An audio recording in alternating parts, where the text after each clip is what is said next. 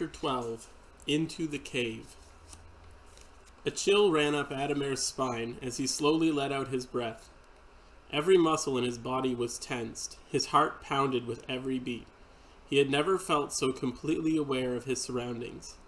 Though the sun had long set and darkness covered the forest, his eyes could see the finest detail within the mouth of the cave that stood before him. He could smell the overwhelming scent of the vegetation around him, as well as the faint musk of Elysian, who stood nearby. A faint breeze rustled the leaves of the trees all around him. Somewhere a tree branch creaked. "We've stood watch long enough," Elysian said. "There appears to be no movement within the cave. If we wait too long, they will return from wherever they are now. Let us enter the cave and find the alpha wolf." Adamir shook his head to dismiss the sudden urge to tear out Elysian's throat. "Yes, we should move quickly." He stepped forward slowly and marveled at how loud each of his steps seemed. His senses had always been keen, but his approaching transformation seemed to be ever more increasing their sensitivity. Suddenly, the faint sound of a branch bending under some weight drew Adamir's attention. In the blink of an eye, he twisted around as he drew his sword. He peered back out of the cave behind them, but saw no movement. Still, he could not shake the feeling that something or someone was following them. "What is it, Adamir?" "Hopefully nothing, but I thought I heard movement out there. Be wary, something feels so very wrong about this." Mireth felt the tree shift underneath her feet as she knelt low on the branch. Images of her former hunt returned to her mind as she felt the coarse bark under the skin of her bare hands and feet. She could barely make out the two magi through the thick leaves of her tree perch, but that was the way it must be. She knew that if she could see them clearly, then they too would be able to see her.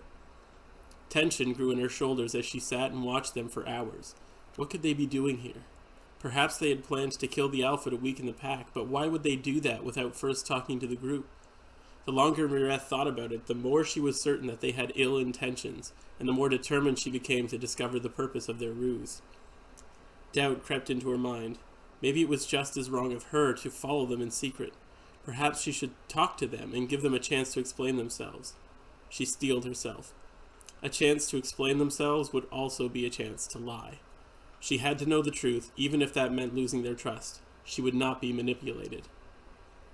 Mireth began to wonder if they would move before daylight when finally Elysian spoke up.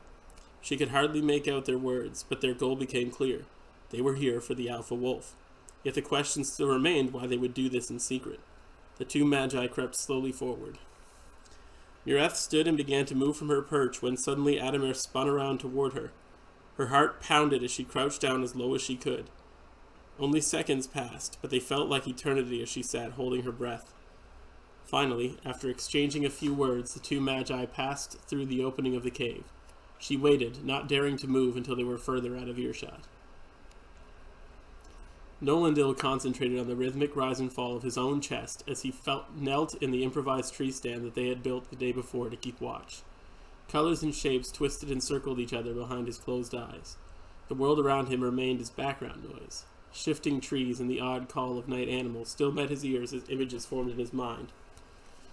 The curse of the Magi's perfect memory was that he could still picture his sister in flawless clarity. It was common for Nolandil to think of her during his nightly meditations, and this night was no different.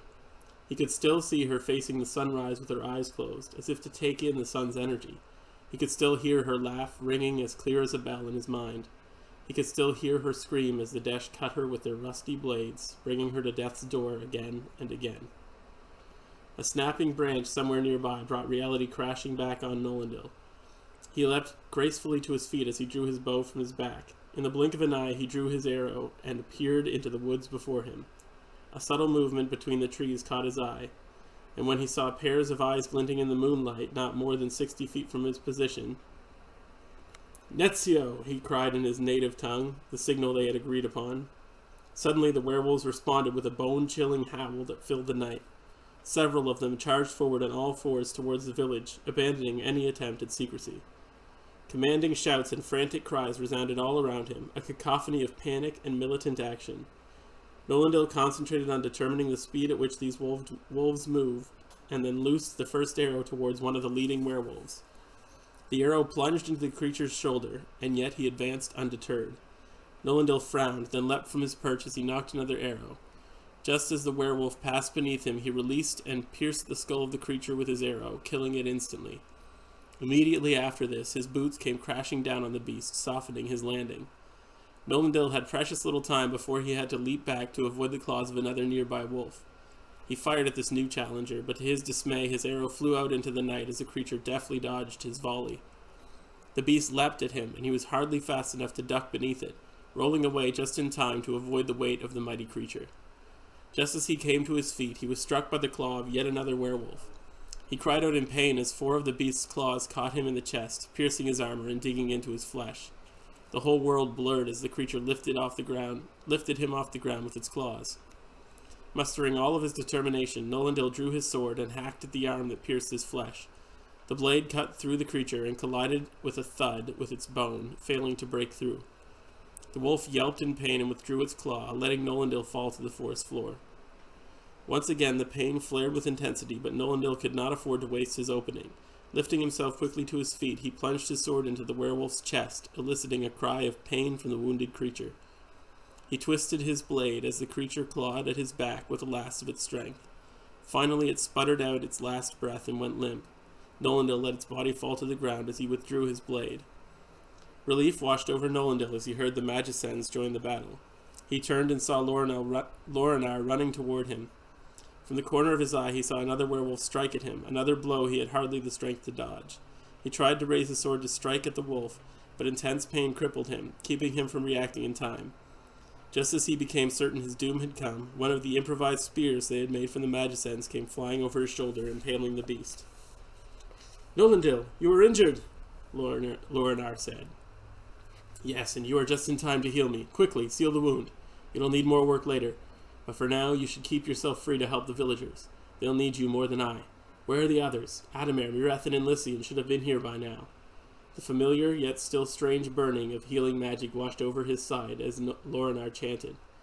"I will do as you say," she said as she finished the quick healing session. "As for the others, I don't know where they are. My heart fears for their safety. Surely they would not abandon us knowingly to these creatures." A smile slowly formed on Adamir's face. He could smell the alpha male ahead of them, a musk that filled these tunnels. His fingers twitched in anticipation. Images of himself tearing open the alpha with his bare hands flashed before his eyes. His mouth began to water. "I have to get control of this soon, before I become a beast myself." He motioned for Elysian to be still as he drew his sword slowly and carefully. The doorway was just ahead. He pressed his back against the cold stone and inched his way toward the opening, tense and ready for action. He took in a deep breath and let it out slowly. Rage took over as he rounded the corner with all the speed he could muster, bellowing as he did. A strange sight lay before him in what appeared to be a makeshift throne room. On a poorly shaped stone throne sat a shirtless man, his hands folded neatly in front of him. Adamir was filled with disdain by the calm look in his eyes and the confident grin on his face. "Well, this is unexpected," the man said.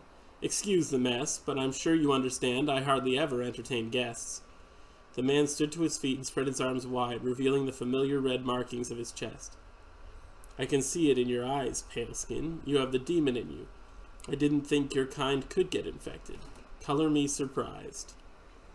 I will carve the mark from off your chest and smile as I watch you bleed out on the stone floor of your own poorly erected throne room, you vile scum." The words seemed to come from Adamir unbidden, as if his own hatred was given voice. The Alpha frowned. "Your gall at first amused me, but I am a man of short temper. Mark my words, you mewling pup. It will be your blood to wash this floor and not mine. My name is Velden. I am the leader of this pack, and my will is for you to die."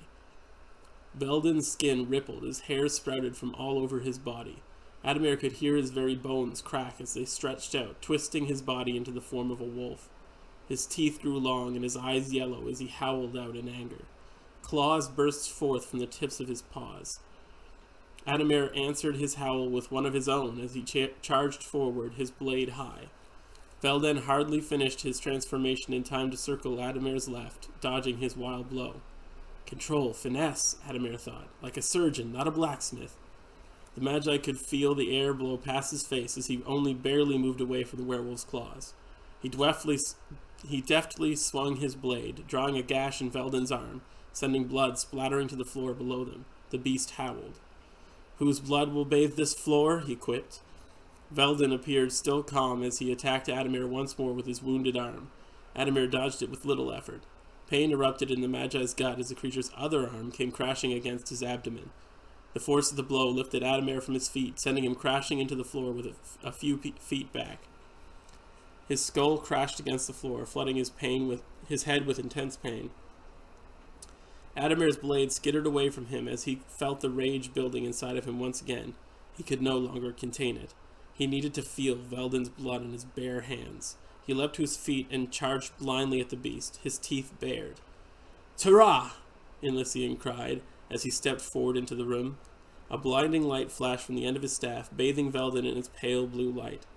Suddenly the werewolf stood there completely still, unable to move or speak. Shock registered in the creature's eyes as it saw the wizard enter the room. It took as much force of will as Adamir could muster to bring himself to a halt. He fell to his hands and knees, panting. He felt as if at any moment his body would turn against him and he would become a storm of rage and destruction. Through blurred vision, he saw the wizard approach the werewolf, a dagger in one hand and a glass bottle in the other. Adamir watched with fascination as Elysian pierced the skin of the beast on its chest. Suddenly, the strange red marking on the creature seemed to drip like blood into the glass bottle, until Veldin no longer bore the mark and the bottle was overflowing. Adamir looked down at his hands and with horror observed hairs sprouting from all over them. Pain radiated from his very bones and they began to expand under his skin. Suddenly, claws burst forth from the ends of his fingers with a spray of blood. Pain was all he could feel, and he could see nothing. "Adamir, drink, quickly!" a faint voice said somewhere. He slowly opened his eyes and saw a blurred Elysian standing before him, offering him the glass bottle. He grasped it with his clawed, misshapen hand, spilling some of the strange red liquid to the ground. His mind was at war with his own arm as he mustered all of his strength to slowly move the bottle towards his growing muzzle. The bright red liquid burned as it washed over his tongue and into the back of his throat. The searing feeling brought focus to his mind once more in an instant. He could feel the liquid move down his throat. What he felt next was much stranger, as if the liquid forced its way through his insides. He pulled his armor open and saw the liquid begin to form the same symbol that the Alpha had once worn upon his own chest. "Is it working?" Adamir stood to his feet and took a deep breath. He concentrated and began to feel his bones slowly recede to their normal size. His claws withdrew and disappeared back within his fingertips. The hairs all over his arms faded and disappeared beneath his skin. He breathed a sigh of relief. "Yes, I seem to be in control." Adamir looked over at Elysian and saw upon his face a look of shock. Alarmed, he turned to see what the wizard was looking at, and to his surprise saw Mireth standing behind them. Questions and fears flooded his mind. How long has she been here? Did she follow us from the village? Why did she not reveal herself to us? Mireth remained completely still, her bow in hand.